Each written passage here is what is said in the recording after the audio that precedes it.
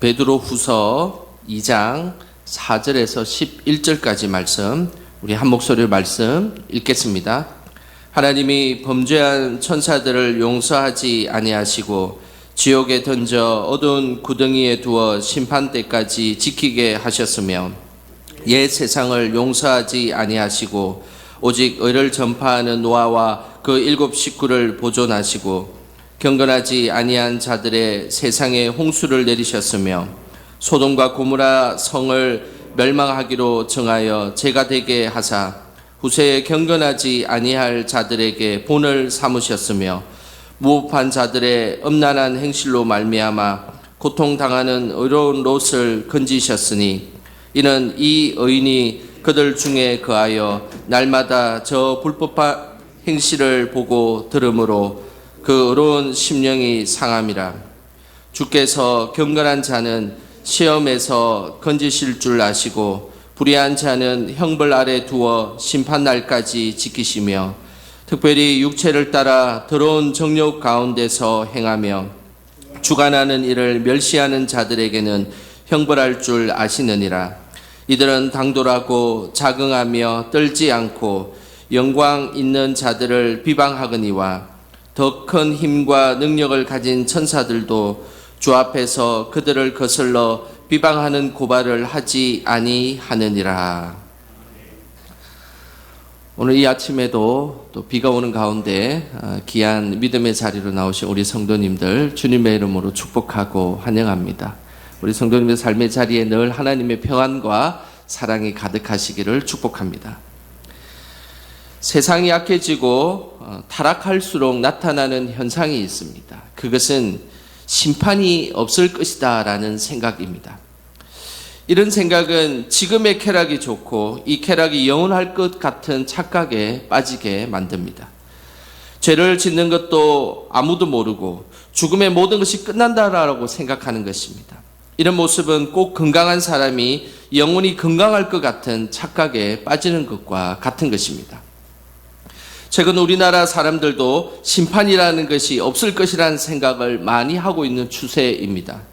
국민들의 인식 속에 하나님의 존재가 사라지면서 심판과 종말은 없을 것이라는 생각을 이들이 자꾸만 가지게 되는 것입니다. 그런데 더 심각한 것은 하나님을 믿는 사람들조차도 세상에 심판이 없을 것이라는 생각을 점차 많이 갖고 있다는 것입니다. 우리나라의 공신력 있는 설문조사팀인 한국갤럽이 30년에 걸쳐서 조사한 내용이 있습니다. 종교를 가지고 있는 사람들과 가지고 있지 않은 사람들에게 이런 질문을 했습니다. 절대자의 심판이 있을 것인가? 절대자의 심판이 과연 여러분 삶에 있을 것인가? 라는 아주 중요한 질문을 던졌습니다. 그 결과가 이렇게 나왔습니다. 화면을 보시면 나와 있는 것처럼 시간이 지날수록 우리들의 인식 속에 심판은 없을 것이다 라는 인식이 자리 잡고 있다는 것입니다. 여기에 지금 맨 위에 파란 줄은 우리 기독교인들을 의미합니다. 1984년도에 이 질문을 한 것입니다. 1984년도에 절대자의 심판이 있을 것인가 라고 질문했을 때 그때는 기독교 인구의 76%가 있을 것이다 라고 대답을 했는데, 30년이 지난 이후 2014년도에는 61%, 무려 15%가 심판이 없을 것이다 라고 자꾸 믿음이 약해지고 있다라는 사실입니다. 이 통계는 우리에게 매우 충격적인 것을 우리에게 던져줍니다. 그것은 사람들의 인식 속에 하나님의 심판이 사라지고 있다라는 것입니다. 특별히 믿음을 가지고 있는 사람들, 하나님을 믿는 사람들조차도 그들에게 과연 우리의 마지막에 심판이 있을까라는 생각들을 계속해서 의문을 던지고 그 인식이 조금씩 줄어들고 있다는 사실입니다. 하지만 성경은 분명하게 우리에게 말씀하고 있습니다. 하나님의 정한 때에 심판이 있다라고 말씀하고 있습니다. 심판의 종말이 있다는 신앙을 흔들림 없이 고백하는 저와 여러분 되시기를 주님의 이름으로 축복합니다. 베드로후서에 등장하는 거짓 교사들의 매우 중요한 문제점은 바로 심판에 대한 인식이 없다는 것입니다. 자신들이 교회 공동체에 이단 사상을 넣고 타락의 문화를 전했음에도 불구하고 하나님이 그들을 향한 심판이 없을 것이다 라는 인식을 하고 있는 것입니다. 그래서 오늘 본문에는 심판이 없는 것처럼 인식하는 세 종류의 대상을 우리에게 말씀하고 있습니다. 먼저 4절 말씀 함께 읽겠습니다. 하나님이 범죄한 천사들을 용서하지 아니하시고 지옥에 던져 어두운 구덩이에 두어 심판대까지 지키게 하셨으며, 심판이 없을 것이라는 인식을 하는 첫 번째 종류의 대상은 바로 범죄한 천사들이었습니다. 여기서 이 범죄한이라는 표현, 범죄한 천사는 바로 표적에서 빗나간 천사를 의미합니다. 표적에서 빗나갔다는 것이 무엇입니까? 그것은 바로 하나님을 섬기지 아니하고 하나님을 대적했다라는 것입니다. 천사의 직무는 하나님을 높이고 하나님을 찬양하는 것이 천사의 직무입니다. 하지만 범죄한 천사는 이 직무를 망각한 채 하나님을 높이기는커녕 하나님을 대적하려고 했던 것입니다. 그래서 이들을 범죄한 천사라고 말씀하고 있는 것입니다. 심판을 인식하지 못하는 전형적인 모습인 것이죠. 이 범죄한 천사의 모습은 요한계시록에도 정확하게 나옵니다. 요한계시록 12장 3절과 4절, 우리 같이 화면을 보시면서 함께 읽어보겠습니다. 하늘에 또 다른 이적이 보이니 보라, 한 큰 붉은 용이 있어 머리가 7이요 뿔이 10이라. 그 여러 머리에 7 왕관이 있는데 그 꼬리가 하늘의 별 3분의 1을 끌어다가 땅에 던지더라. 용이 해산하려는 여자 앞에서 그가 해산하면 그 아이를 삼키고자 하더니. 오늘 이 계시록 3장 3절에 나오는 뿔이 10개가 있고 머리가 7개고 그리고 그 머리 7개에 7 왕관을 쓰고 있는 존재는 범죄한 천사입니다. 곧 사탄입니다. 여기서 왕관은 하나님이 주신 왕관이 아닙니다. 그들이 자기 스스로를 높이기 위해서 자기 스스로가 쓴 왕관인 것입니다. 이들은 타락한 천사요, 이들은 사탄의 존재입니다. 그리고 4절에 보면 이 타락한 사탄이 하늘의 3분의 1의 별을 땅에 던졌다라고 이야기를 하고 있습니다. 그러면서 예수님을 상징하는 여자의 아이를 삼키려고 했는데 이것이 타락한 천사의 모습입니다. 천사의 본분이 무엇입니까? 당연히 하나님을 섬기고 그리고 예수 그리스도를 경배하는 것이 천사의 본분이지 않습니까? 그러나 그들은, 범죄한 천사들은 하나님을 향하지 않고 자신의 표적을 향하고 있는 것입니다. 결국 하나님을 대적하고 하나님을 일을 방해하는 존재, 그들이 바로 타락한 천사의 모습입니다. 이런 타락한 천사들과 사탄의 한계는 자신의 심판과 종말이 없다라고 생각하고 그들은 아무렇게나 그들의 존재를 드러내고 있는 것입니다. 그래서 심판의 주관자 되시는 하나님을 대적하는 행위를 하는 것입니다. 결국 심판이 없는 것처럼 행동하는 것은 곧 하나님이 없는 것과 같이 행동하는 것과 동일한 것입니다. 오늘 본문에는 심판이 없는 것처럼 인식하는 또 다른 부류의 대상이 등장합니다. 그 내용이 5절에 있습니다. 우리 5절 같이 함께 읽겠습니다. 옛 세상을 용서하지 아니하시고 오직 의를 전파하는 노아와 그 7 식구를 보존하시고 경건하지 아니한 자들의 세상에 홍수를 내리셨으며. 심판이 없는 것처럼 행동하는 또 다른 대상은 바로 노아 홍수 때에 경건하지 못한 자들입니다. 하나님은 노아를 통해서 세상에서 심판할 것을 말씀하였습니다. 100년이라는 긴 세월 동안 노아는 방주를 지었습니다. 그러면서 노아와 같이 살고 있었던 사람들에게 조금만 있으면 물심판이 있을 것임을 그는 경고하였습니다. 노아의 방주를 짓는 행위는 무엇이겠습니까? 방주를 짓는다는 것은 하나님의 분명히 심판이 있을 것이고 너희들이 방주 안에 들어올 때 구원이 있을 것임을 그들에게 알려주었습니다. 그러나 그 노아의 홍수 시대의 사람들은 그것을 받아들이지 않았습니다. 노아 홍수 시대의 사람들이 어떤 모습을 하고 그들은 삶을 살아갔을까요? 창세기 6장 5절에 이렇게 말씀하고 있습니다. 여호와께서 사람의 죄악이 세상에 가득함과 그의 마음으로 생각하는 모든 계획이 항상 악할 뿐임을 보시고. 노아 홍수 시대의 사람들의 모습을 오늘 하나님 말씀은 이렇게 말씀하고 있습니다. 마음으로 생각하는 모든 계획이 항상 악하다라는 것입니다.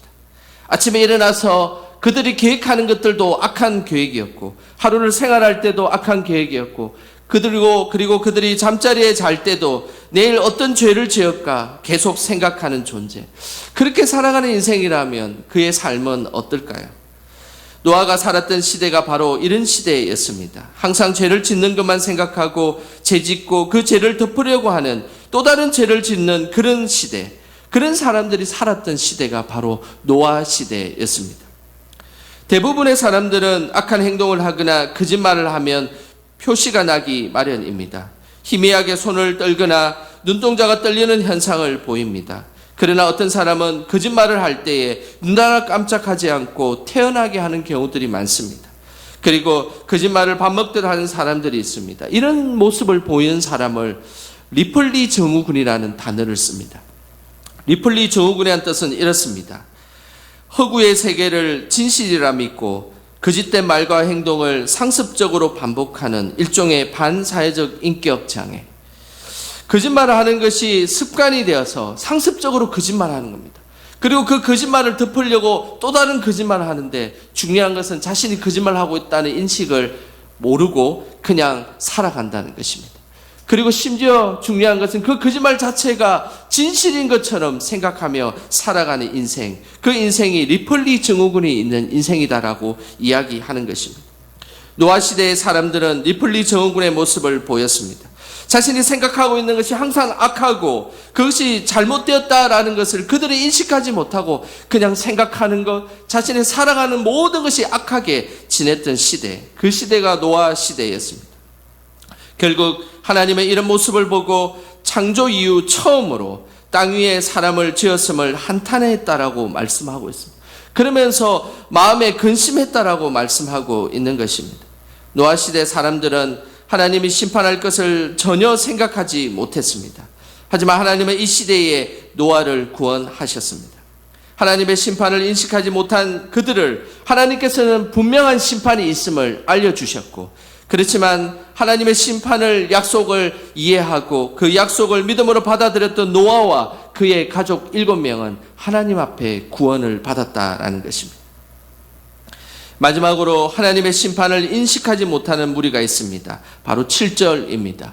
우리 7절 말씀도 함께 읽겠습니다. 무법한 자들의 음란한 행실로 말미암아 고통당하는 의로운 롯을 건지셨으니, 하나님의 심판을 인식하지 못하는 대상은 바로 무법한 자들입니다. 이 무법한 자들은 소돔과 고모라 시대의 사람을 의미합니다.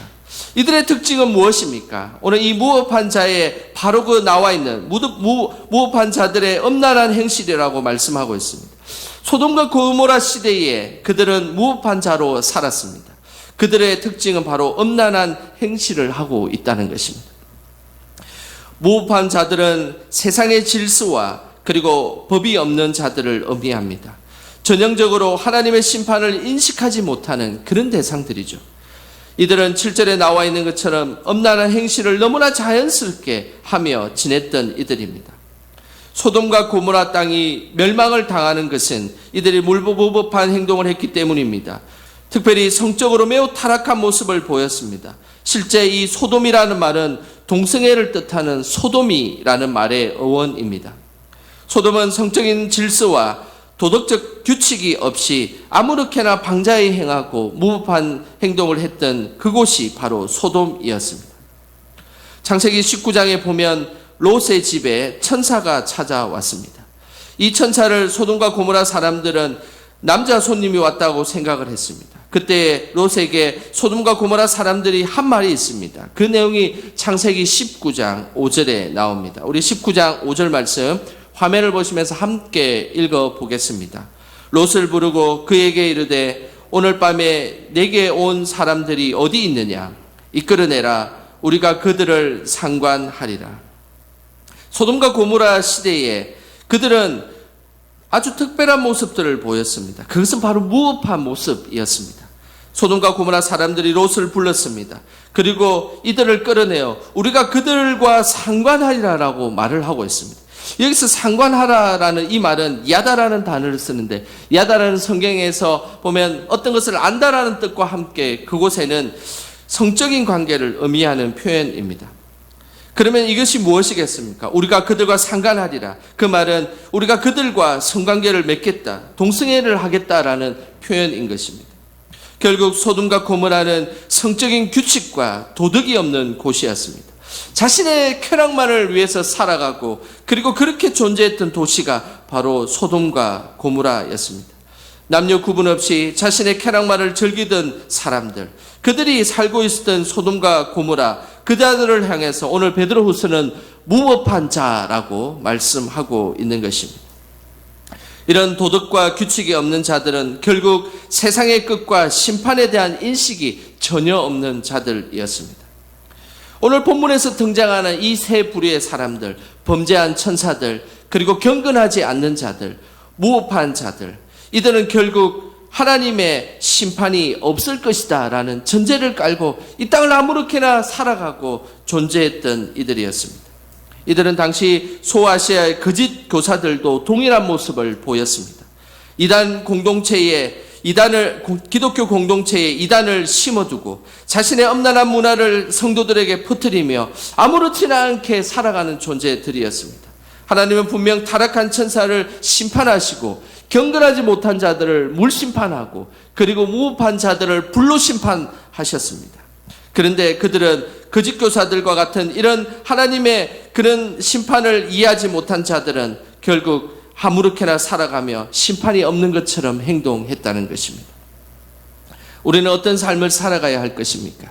우리는 매 순간마다 기억하셔야 됩니다. 하나님의 심판이 분명히 있고 그리고 하나님께서 우리의 행한대로 갚아주신다는 것입니다. 하지만 하나님은 경건한 자를 구원하시는 분이십니다. 경건치 않는 자를 심판한다면 하나님은 늘 경건한 자를 구원하시고 이들을 지키시는 분입니다. 불의한 곳에서도 노아와 그의 가족들을 하나님은 구원하셨습니다. 그리고 소돔과 고모라에서도 하나님은 롯을 구원하셨습니다. 우리 하나님은 경건한 자를 구원하시는 분이십니다. 그 약속의 말씀이 9절에 있습니다. 우리 9절 말씀 같이 함께 읽겠습니다. 주께서 경건한 자는 시험에서 건지실 줄 아시고 불의한 자는 형벌 아래에 두어 심판날까지 지키시며. 하나님은 우리에게 분명하게 말씀하셨습니다. 경건하지 않는 자는 분명히 심판하시고 그리고 경건한 자는 하나님이 구원해 주셔서 그들을 하나님께서 살려주시겠다라고 말씀하고 계십니다. 우리가 하나님 앞에서 경건한 자로 살아가기 위해 우리는 늘 노력해야 합니다. 그럴 때 하나님은 우리가 어떤 시험과 환난과 유혹이 있을지라도 우리가 그 순간에 하나님은 구원해 주시고 그 문제를 해결해 주실 것입니다. 소아시아에 살아가고 있던 성도들은 많은 유혹들이 있었습니다.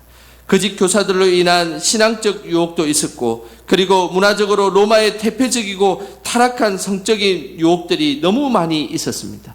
그러나 그들은 시험과 유혹을 이겨내고 경건한 자로 살아가려고 노력하였습니다. 그리고 그들을 향해 베드로도 경건한 자로 살아갈 것을 권면했던 것입니다. 그러면서 그 모습을 지켜보셨던 우리 하나님께서는 늘 경건한 자를 구원하고 계심을 그들의 믿음 속에 심어주셨던 것입니다.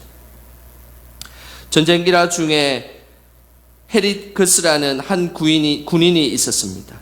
그는 신실하고 경건한 그리스도인이었습니다. 어느 날 총상을 입은 채 홀로 적군에게 쫓기는 시세가 되었습니다. 더욱 도망갈 수 없어서 잡힐 점에 마침 그 앞에 가까운 곳에 자그마한 바위굴이 하나 있었습니다. 그래서 급하게 기어서 그곳에 숨어 있었습니다. 그 자리에서 하나님께 자신을 구원해 달라고 기도하기 시작했습니다. 늘 하나님만 의지하며 경건하게 살았던 그는 그 순간에 하나님 앞에 매달려 기도했던 것입니다.